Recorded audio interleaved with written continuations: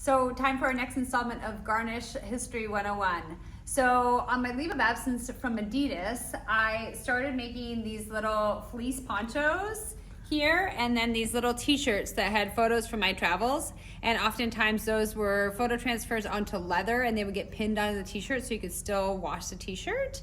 And I would do these little pop-ups. I sold at something called the Fashion Incubator, which was a great little co-op for independent fashion designers here in Portland, and it had some structure around helping you start a business. So that was sort of my first foray, and I got a studio at Active Space. I'm sort of cringing at even showing you these photos, and I have to admit that I've been trying to like put the timeline back together in my brain, and I've already forgotten so much. But I had this little studio, and people could walk in and buy stuff off the street. And let me tell you, when somebody walked in and just like bought something, I was ecstatic. And I would go home and I'd tell my husband, I made like $100 today.